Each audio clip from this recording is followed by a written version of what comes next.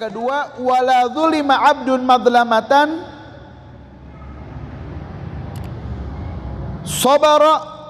sabara 'alaiha illa zadahullahu 'izza. Dan tidaklah seorang hamba dizolimi dengan kezaliman yang luar biasa,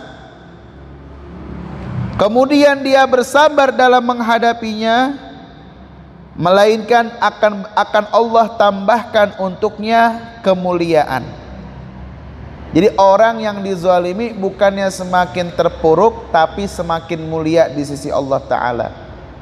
Jadi dikatakan, tidaklah seorang itu dizalimi dengan kezaliman kemudian dia bersabar dalam menghadapinya, dia menahan diri dengan rasa sakitnya, dia tidak melawan kezaliman dengan kezaliman lagi, tapi dia menanggung ya dalam dirinya, berserah diri kepada Allah Ta'ala, tidak membalasnya, maka Allah Subhanahu wa Ta'ala akan menambahkan untuknya di dunia atau di akhirat atau di keduanya kemuliaan dari Allah Subhanahu wa Ta'ala. Fasbir sabran jamila, bersabarlah dengan kesabaran yang indah. As-sabru 'inda sadmatil ula, kesabaran itu pada saat benturan pertama. Ya, ketika benturan pertama, ketika kita tertimpa musibah yang pertama kali, itu di saat itu kita bersabar. Kalau udah sekian lama berlalu kita bersabar, oh itu udah wajar, udah lama. Tapi orang berat itu bersabarnya ketika di saat itu dia terkena musibah, di saat itu dia mengalami kezaliman, di saat itu dia bersabar, ya, maka kesabarannya itulah yang luar biasa. Dikatakan i'mal ma syi'ta fa innaka majziyun bih kama tadinu tudan. Dan kita pun harus ingat kepada orang-orang yang berbuat kezaliman, bahwa apa yang telah kau lakukan kepada orang lain akan diperlakukan yang sama oleh orang lain kepada diri kalian. Ya, kita tahan diri aja, biarin. Dia berbuat zalim sama kita, kita tahan diri, kita sabar, kita nggak usah balas, kita natahammal, kita biarkan, tahan emosi kita, tahan amarah kita. Namun kita sampaikan kepadanya, kama tadinu tudan, kama tadinu tudan, sebagaimana apa yang telah kau lakukan akan diperlakukan hal yang sama oleh yang lain kepada kalian. Kemudian dikatakan i'mal ma syi'ta fa innaka majziyun bih, lakukanlah sesukamu karena kamu akan menerima balasannya. Lakukanlah sesukamu karena kamu akan menerima balasannya. Nah, adapun yang Allah Subhanahu wa Ta'ala berfirman dalam surat Fussilat, idfa' billati hiya ahsan, lawanlah dengan cara yang lebih baik. Oleh Sayyidina Ibnu Abbas radhiyallahu anhu, beliau mentafsirkan ayat ini maksudnya membalas kezaliman mereka itu dengan kesabaran di saat kita sedang marah.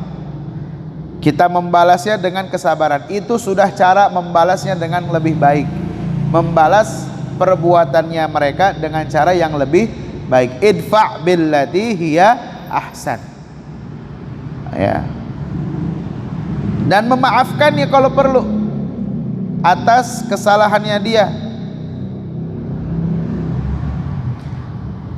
Fa idza fa'alu 'asamahumullah wa khada'a lahum 'aduwahum ka'annahu waliyyun hamim. Wa hadza yu'ayyidu dhuhur athar al-'afwi fid dunya. Ya, jadi intinya orang-orang yang diperlakukan dengan cara yang tidak baik oleh orang lain, kemudian mereka menahan dirinya, membalasnya dengan kesabaran di saat dia sedang marah, bahkan dia memaafkan dari kesalahannya, itu adalah cara yang terbaik kita membalas cara mereka memperlakukan kita. ya, membalas mereka dengan cara yang lebih baik. Kalau amarah dibalas dengan amarah, api dibalas dengan api, makin besar. Yang menjadi musibah, persaudaraan kita bisa menjadi hancur. Ikatan ukhuwah Islamiyah kita bisa menjadi retak. Ya. Udah lebih baik kita bersabar saja. Apalagi misalkan hubungan antara suami istri, hubungan dalam berkeluarga, harus ada yang ngademin. Ya, kalau suaminya marah, istrinya ngademin. Kalau istrinya marah, suaminya yang ngademin. Jangan sama-sama marah. Kalau sama-sama marah, bisa berabe nanti rumah tangganya. Wala fataha abdun baba mas'alatin illa fatahallahu alaihi baba faqrin.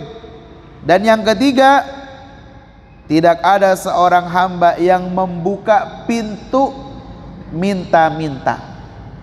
Tidak ada seorang hamba yang membuka pintu minta-minta. Artinya apa? Ini orang melakukan cara untuk meminta-minta kepada yang lainnya. Tujuannya untuk mendapatkan kekayaan dan memperoleh harta yang banyak dari pemberian orang-orang. Jadi dia meminta bukan karena dia butuh, bukan, tapi karena ingin memperbanyak harta yang dimilikinya. Illa fatahallahu alaihi baba faqrin, melainkan Allah akan bukakan untuknya pintu kefakiran. Ya, dia ingin kaya tapi Allah berikan justru lawannya. Dia mengemis di hadapan orang, ya, padahal dia memiliki kecukupan dari yang telah dia miliki, tapi dia tetap meminta-minta kepada yang lainnya. Allah Subhanahu wa taala akan membukakan pintu kefakiran kepada dirinya. Bukannya kaya tapi malah fakir. Fakir di sini bukan berarti uang yang enggak punya. Ya. Fakir di sini adalah bahwa jiwanya dia betul-betul butuh sama makhluk dan hilang rasa butuhnya dia dengan Allah Subhanahu wa taala. Ini musibah.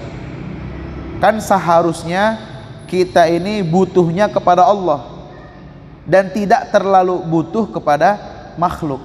Kita hanya butuh kepada Allah. Orang yang butuh kepada Allah, Allah akan cukupkan kebutuhannya. Tapi kalau orang butuh dengan makhluk, ya, Allah Ta'ala yang nanti akan menjadikannya miskin karena terus-menerus membutuhkan kepada makhluk. Apakah orang yang butuh kepada makhluk itu akan mendapatkan kemuliaan? Tidak. Justru kehinaan yang dia akan rasakan. Ibarat kata, walaupun dia kaya, dia kerjaannya apa? Ngemis-ngemis kepada orang lain. Na'udzubillahi min zalik. Kemudian beliau mengatakan, yang merawikan di sini, au kalimatin nahwaha, atau kalimat yang seumpama dengannya. Ini menunjukkan bahwa ayat atau hadis yang disampaikan oleh Nabi SAW boleh diriwayatkan dengan makna. Boleh kita riwayatkan dengan makna. Berbeda dengan Al-Quran. Kalau Al-Quran yang kita ingin sampaikan harus sesuai dengan yang disampaikan oleh Allah Ta'ala dalam Al-Quran. Ya, tidak boleh disampaikan oleh kita dengan makna.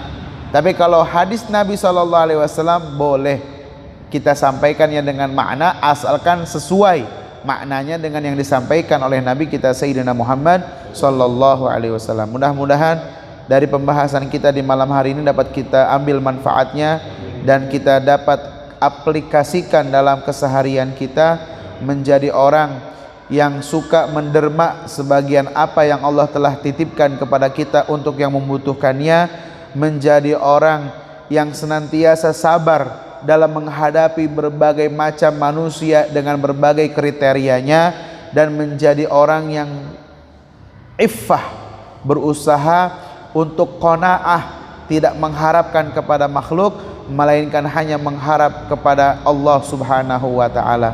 Mudah-mudahan apa yang kita cita-citakan diberikan dan diwujudkan oleh Allah Subhanahu wa taala fi khairin wa afiyah. Wa sallallahu ala sayyidina Muhammad wa alihi wa sahbihi wa sallam. Alhamdulillahi rabbil alamin. Wassalamualaikum warahmatullahi wabarakatuh.